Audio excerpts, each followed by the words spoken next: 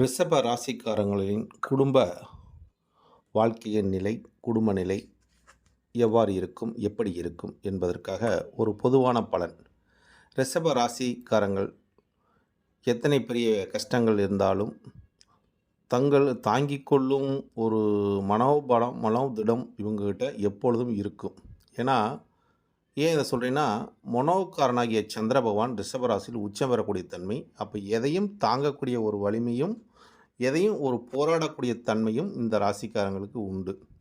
சிறிய விஷயமாக இருந்தாலும் எளிதில் உணர்ச்சி வசப்படக்கூடிய ஒரு காரர்களும் இவர்கள் தான். உணர்ச்சி வசப்படக்கூடிய நபர்களாகவும் இருக்கக்கூடிய நபர்களும் இவர்கள் தான்.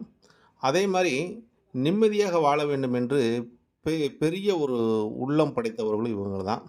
அத்துடன் சின்ன சின்ன துன்பங்களையும் கூட பெரிதாக நினைத்து அதுக்கு வருத்தப்படுபவர்களும் இவர்கள் தான். அப்போ இதற்கு காரணம் யாருன்னு பார்த்தா இவர்களே தான் அப்படிங்கிற ஒரு தருணம்.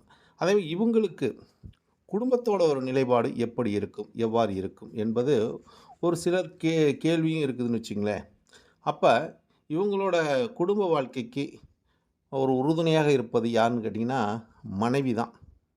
மனைவி தான் இவங்களுக்கு ஒரு உறுதுணையாக இருக்கக்கூடிய அமைப்பு இருக்கும். ஏன்னு கேட்டிங்கன்னா, இவங்களுக்கு இந்த ராசிக்காரங்களுக்கு 6ஆம் இடத்து அதிபதியாக வரக்கூடிய சுக்கிர பகவான் ராசியில் ஆட்சி பெறக்கூடிய தன்மையும், அதே மாதிரி லாபத்தில் உச்சம் பெறக்கூடிய தன்மையும் இருக்கிறதுனால், இவங்களுக்கு மனைவியினால் ஒரு லாபமும், அவங்களால ஒரு லாபத்துக்கு கிடைக்கலனா நஷ்டமடையக்கூடிய தன்மை இருக்குது. ஏன்னா, லாபமும் அவங்க தான், நஷ்டமும் அவங்க தான். அப்போ அவங்களை அனுசரித்து வாழக்கூடிய நபர்களாக ரிஷப ராசிக்காரங்க இருந்துட்டாங்கன்னா, நிச்சயமாக அவங்க வாழ்க்கை ஒரு சந்தோஷமான ஒரு வாழ்க்கையாகவும், மகிழ்ச்சியான ஒரு வாழ்க்கையாக இருக்கும்.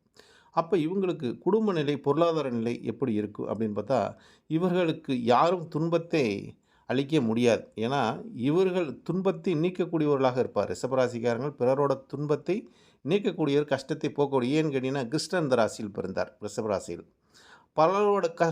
பலரோட துன்பத்தையும் பலரோட கஷ்டத்தையும் நீக்கக்கூடியவர்களாக இருந்தனால், இந்த ரிஷப ராசியில் பிறக்கிறவங்கள் பலரோட துன்பத்தையும் பலரோட கஷ்டத்தையும் நீக்க பிறந்தவர்கள். அதனால் குடும்பத்தின் வாழ்க்கையும் குடும்பத்தின் ஒரு நிலைப்பாட்டை உணர்ந்து அதை வழிபடக்கூடியவராகவும் இவர்கள் இருப்பார். அதேமாதிரி இவர்கள் தன் மனைவி, நல்ல ஒரு மனைவி, நல்ல குடும்பம் என்பது இவர்களுக்கு இயற்கையாகவே அமையும்.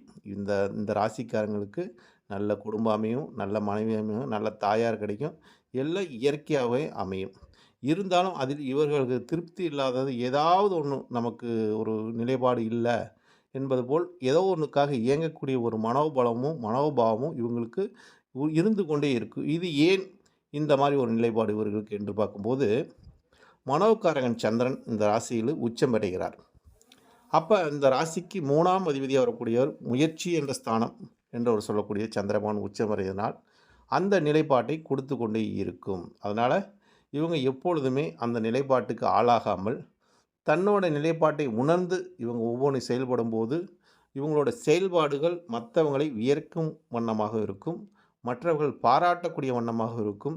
இவர் குடும்பத்துக்காக தன்னை எப்பொழுதும் ஒரு நிலைப்படுத்தி கொண்டார்னா, இவரோட வாழ்க்கையும் இவரோட நிலைப்பாடும் இவரோட குடும்பமும் என்றைக்குமே ஒரு சமுதாயத்தில் அங்கீகரிக்கப்பட்ட ஒரு நிலைப்பாட்டையும், சமுதாயத்தில் நல்ல ஒரு பேரெடுக்கக்கூடிய நபர்களாகவும் இந்த ரிஷப ராசி நேயர்கள் எப்பொழுதும் இருப்பார்கள் நண்பர்களே.